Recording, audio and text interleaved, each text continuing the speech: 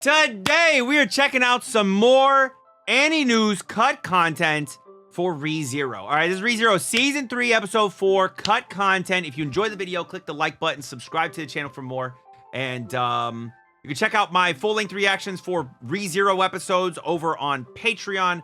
Also, I did a rewatch of all of the first 2 seasons of ReZero. Holy shit, I didn't realize I forgot so much. But those are also on Patreon. There's a lot happening in ReZero right now. Amelia and Felt have been captured, Priscilla and Otto are nowhere to be found, Garfield has to help his mother find his siblings, then Subaru and the others need to free the city from its captors. There's a lot of shit happening going on simultaneously, and that doesn't even include the smaller storylines of the side characters. Wilhelm got some storylines right now. So, while Season 4 does switch things up with the way the story is presented, the way it bounces around actually kinda works. It makes sure we're relatively updated with the status of everyone, all while maintaining focus on that bigger overarching conflict. This does come at the cost of some additional depth though, so where we should have gotten more info on Capella, Al, and some others, we instead kept our focus on the main cast. It leaves quite a bit to cover in just one episode of cut content. So, rather than do one long half-hour video, this one will be split into parts. First, the extended meeting and Garfield's conflict, then after that, the operation and how it really went down. Both have some pretty interesting details you're probably going to want to know about. Response Headquarters, covering chapters 3 and 4 from Volume 17 of the light novel. With Capella's Volume name 17 being of the revealed light as the novel, that's culprit crazy. Behind everything, Subaru was both surprised and unsurprised. Surprised because Capella was an archbishop he's never heard of before, and unsurprised because knowing her identity was a given at this point. If there was one golden rule these deranged archbishops always followed, it was the fact they always introduced themselves before doing anything. Oh, they do, don't they? Wow. Respectful, at least. They always do introduce themselves. As if they all had this desire to stand in the spotlight. Now, oh, there were a few interesting. logistical... Oh, they all have the desire to stand in the spotlight. Maybe everyone has a little bit of what? Which sin archbishop do we not hear about? Pride. Why was it that a business was being used as a disaster response headquarters? Based on what he knew about companies in general, it wasn't normal for them to turn their place of business into a shelter like this. Well, as it turns out, the main reason is because the building was owned by Kiritaka. The person Subaru didn't really think too fondly of was actually a lot more considerate than he may have thought. Reason being that, as the leading member of the city's Council of 10, it only made sense to look out for the people he was responsible for. He was actively assisting with the evacuation himself, all while taking time to properly dispatch those who could assist even further. So, if even Krush and Wilhelm are vouching for his character, then Subaru knew Kiritaka might not be as bad as he thought. In fact, if not for Kiritaka and his quick decision to turn his business into a makeshift field hospital, there was a good chance Felix wouldn't have been able to save Subaru's leg at all. So it was in that way that Subaru actually kind of owed him one. Al had even gone so far as to refer to this as lucky, but that little girl did everything she could to get you out of there. You're a lucky dude, bro. Al's so interesting for Subaru, he knew luck had nothing to do with it. If it did, then Subaru felt he wouldn't have died multiple times to get to this point. To him, he just wasn't the type to believe in fortune anymore. He had stopped doing so ever since the day he was isekai'd here. The group then went on to discuss the people not present, starting with the most obvious Priscilla. As a royal princess candidate herself, you'd think Al would be more worried about her safety, but in actuality, he wasn't too concerned at all. She's strong as fuck, bro. She built different. That was mostly for himself since Priscilla was gonna punish him for sure.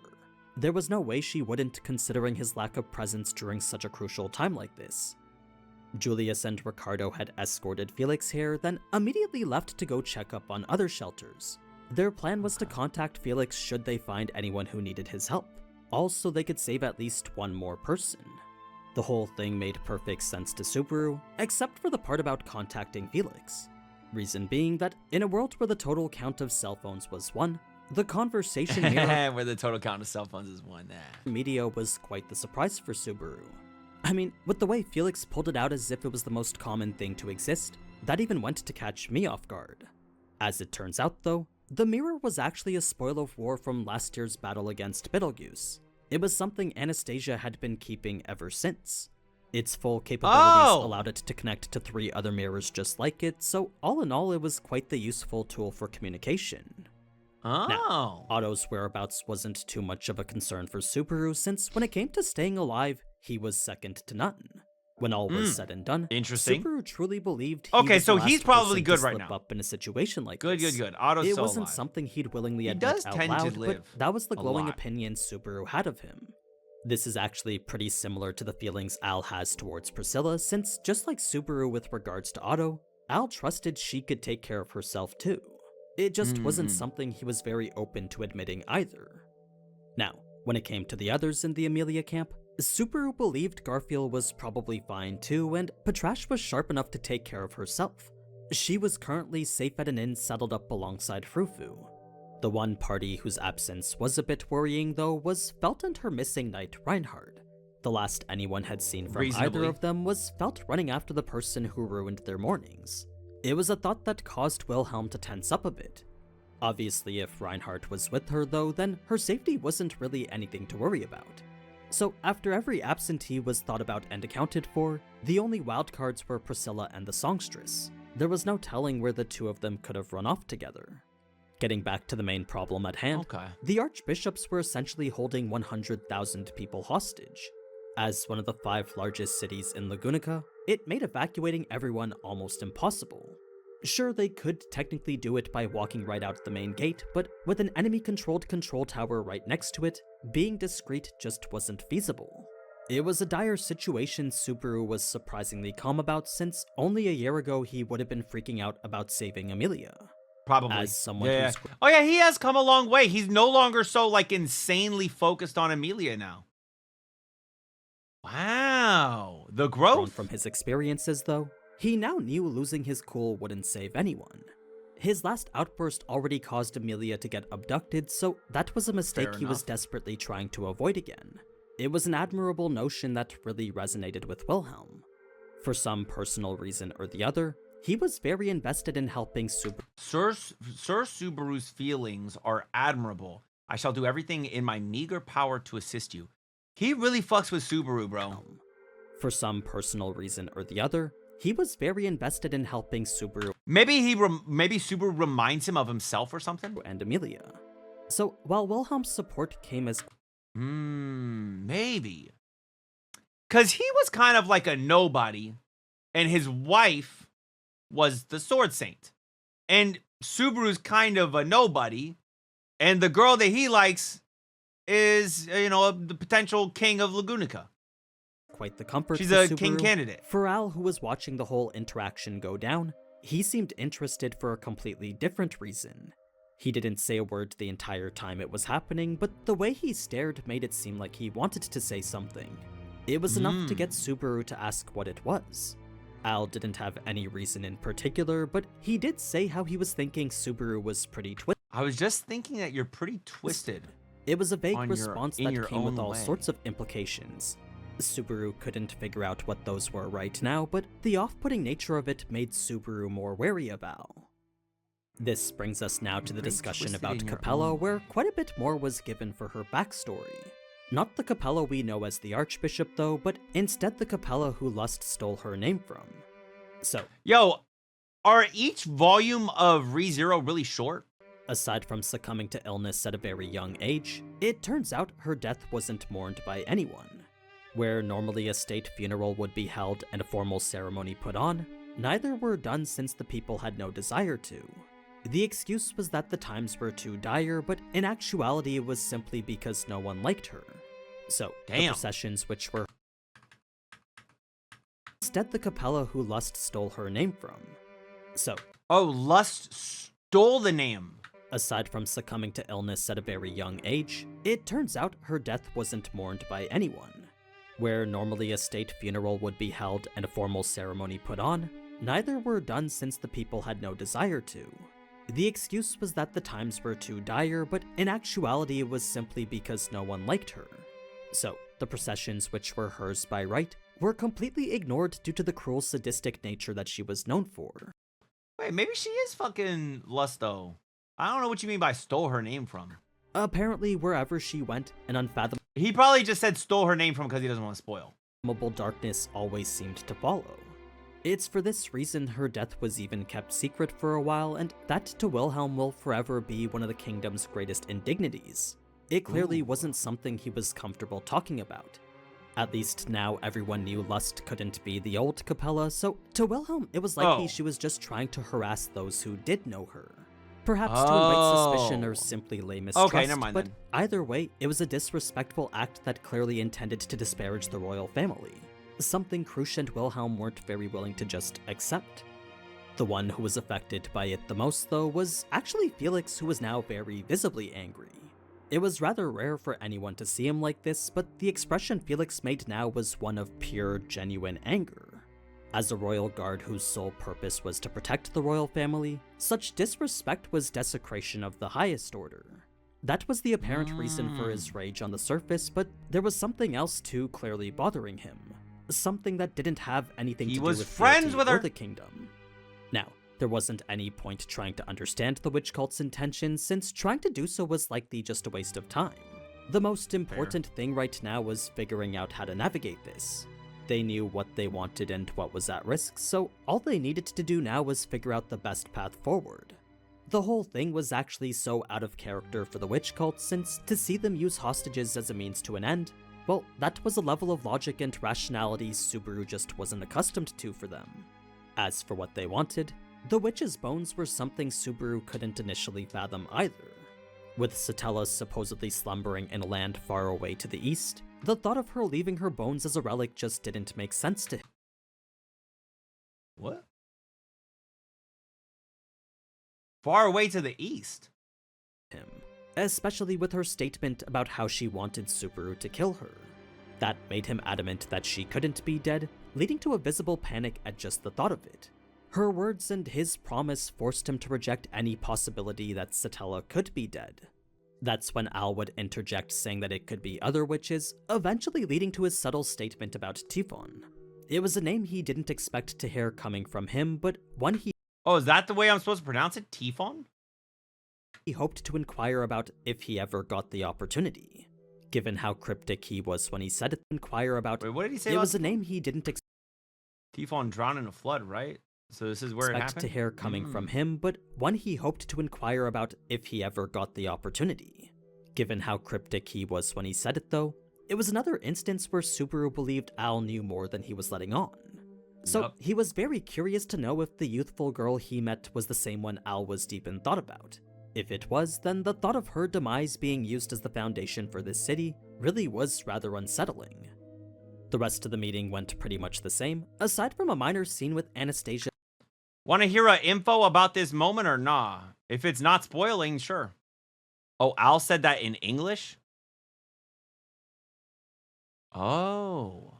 Japanese or English, basically not of their language. Got taking it. a hard stance against terrorism. Knowing the witch cult would just kill them should they give in to their demands, she was pretty adamant about not negotiating with them at all. It made it so the only two options were to fight or flee. It was then that Garfield would arrive with Mimi, leading to the flashback explaining how it all happened. A tragic turn of events starting of course with Capella.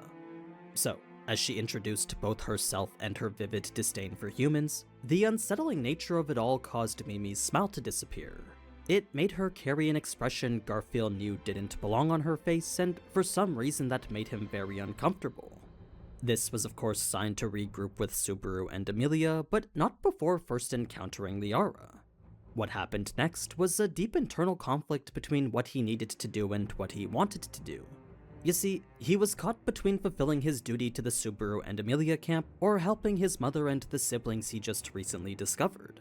It was a decision that brought into question who he was and everything he valued in life. Like, if he wasn't with Subaru and Amelia, then what use was he to them?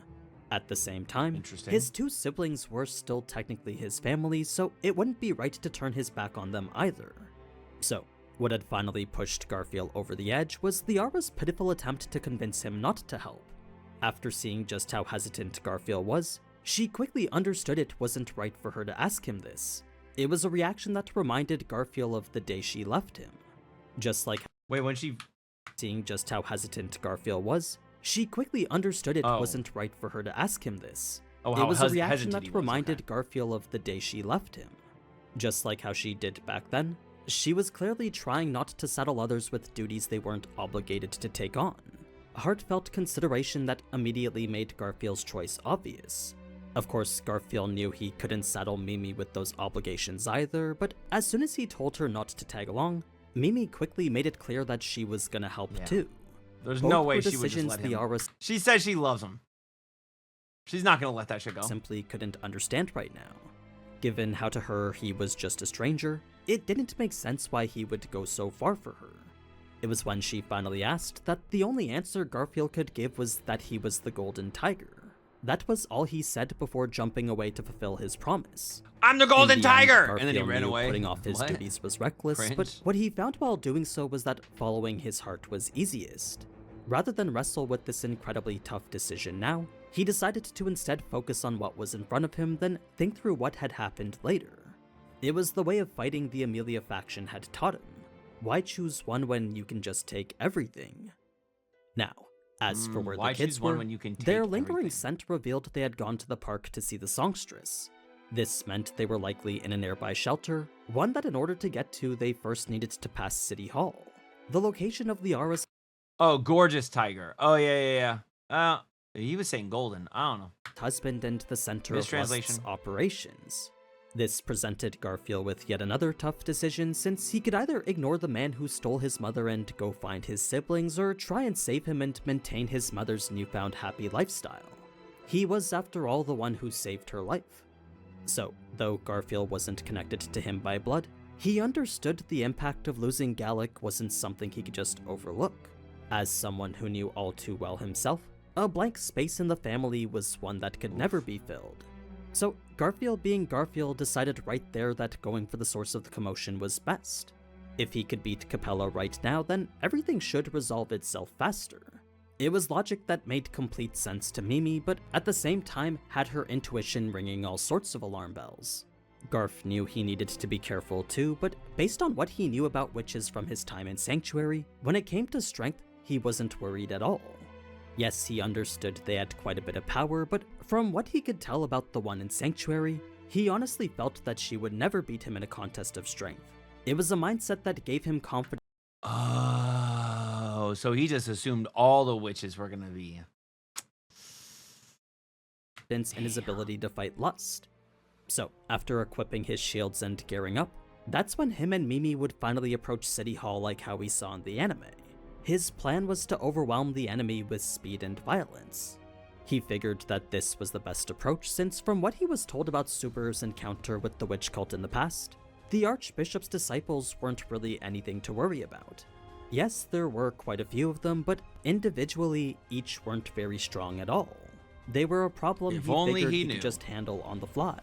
These What ones were Garfield strong. Came across Maybe the other ones were weak because they were under sloth. These ones though, built was different. a pair with an aura so incredibly hostile that just being in their presence was enough to understand these were masters who've stepped beyond the realm of mere mortals. To compare them to an opponent we would understand ourselves, each was equal to, if not stronger than Elsa. They were enough of a threat to know facing them unprepared would be suicide. This was a fact Yo, we Garfield could use fully Reinhardt now. understood, but getting himself to accept it was a completely different story. Reason being that, to him, they were nothing but a wall he needed to challenge and overcome. Since his strength was the only thing he had pride in, to turn tail and run after just losing in strength to Reinhardt, well, that was simply unacceptable to him. Now, the fight itself was relatively similar, but to highlight some of Garfield's thoughts throughout, he was genuinely shocked by how light the lady was. When his foot made contact and pushed her away, he was thrown back by just how light she felt. It was here that Garf's greediness would Interesting. proceed to get the best of him, since where he thought he could at least take out one, instead turned into him getting jumped by both. He was bombarded by an onslaught of perfectly refined swordsmanship from the woman and crude heavy blows from the giant. One flowed like water through a river, while the other destroyed like a storm ravaging everything. It was a Interesting. mind-numbing Very beatdown different that fight Garfield styles. could barely keep up with. The only reason he was able to avoid death at all was because instinct alone helped him to parry the hits that would have been fatal. Everything else he just took head on. Yo, our boy Now, Garfield kind of something strong. that really stood out to me after this was Elsa's line, which translated differently in the novel. Rather than her saying she's gonna kill him, that love for Garfield instead came from the fact It's because you will like me that you are my first he love. killed her. Or rather, Oh, it's because you will kill me. Oh, okay. will kill her. Both didn't really make much sense to me, but what they represent is the invitation of death. Either way, the battle would continue with Mimi having to save Garfield, eventually resulting in Mimi's injury. They could have gotten away had Garfield stuck to the plan, but because he was so caught up in trying to be the strongest, he would now have to face the direct consequences of his actions, the near death of the person who helped him cry. So, the moment Garfield realized that she was injured, he quickly found somewhere safe, then set her down so he could try and heal her himself. This was something he'd spent the last year learning, since if anything happened to those from Sanctuary, he wanted more than anything to be able to help them. Oh! It was for that's this reason interesting. he put his heart and soul into learning healing magic, and this moment right here was about to prove his efforts. It was the exact situation that he'd been preparing for. When the wound he was treating didn't end up closing though, despair and desperation overwhelmed him. All that time he'd spent learning how to treat wounds just like this was completely useless in the moment it mattered most. What should have been an opportunity to show how far he'd come was instead turned into yet another failure. So, as he panicked more and started speaking his thoughts out loud, Garfield didn't even recognize the voice of the person talking anymore. It was so Oh yeah, frail it and is an weak that it unhealable couldn't wound, be isn't it? his. Yeah. This was no time to wallow in his own despair though, since what mattered now was saving her. If it meant giving his life in exchange for hers, that was something Garfield was ready to do in an instant. He kept calling for a miracle as he jumped from rooftop to rooftop again, looking for anything or anyone that could help him. With not a soul in sight though, the only thing Garfield could do now was rely on his senses. It was a last-ditch effort which would eventually lead him to the person he was looking for, the man that to him completely symbolized miracles. He was the personification of hope in the most dire of situations. So, if anyone That's how was he going to sees be able to Subaru. save Wow. Mimi, the general in front of him was the person to do it. Now, the next part pretty much segues into the operation to retake City Hall, so I think right here is a good place to stop. You can expect that video in a few days or so, or you can come see me talk about it early over on my stream on Sunday. Either way, I hope you enjoyed this video and I hope to see you at the next. Damn it! Feel free to like and subscribe if you did. If you missed last episode, then you can watch that here, or if you want to watch Danmachi, then you can do so here. Alright, man, that was good.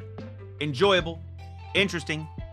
Loved it. Okay, one thing that I find really interesting is just the amount of, I guess, faith, belief, whatever, that Aldebaran has in Priscilla.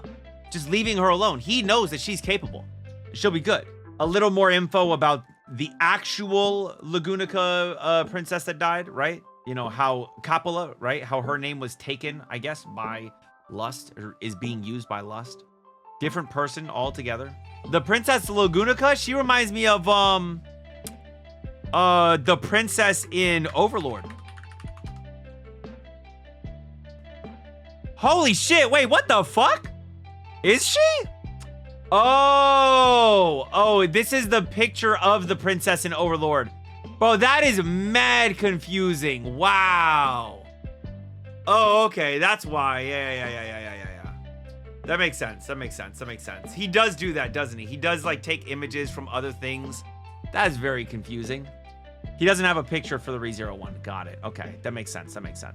Yeah, I remember he used the Mushoku Tensei before. He does videos on Overlord as well. Like, it just makes sense that he would do that. Okay. Well, the fact that she was like a bad princess that people didn't like, that's very intriguing. Maybe she is. How do we know? She could literally be, like, Lust could actually be her. We don't know for sure. I guess we'll find out. Time will tell. Garfield having his weird, like, not weird, but him having his, like, this dilemma he faces. Like, does he go and help Subaru? Does he go and help his mom? Like, very intriguing, man. I want to see this second part, you know, more info on the operation itself. And then, of course, man, I'm really excited for episode 5, which comes out tomorrow because I'm recording this on Tuesday. So, listen, what do you guys think about this video? Let me know down in the comments. And if you enjoyed it, then click the like button, subscribe to the channel for more. Till next time, make sure you all keep it fresh. Peace.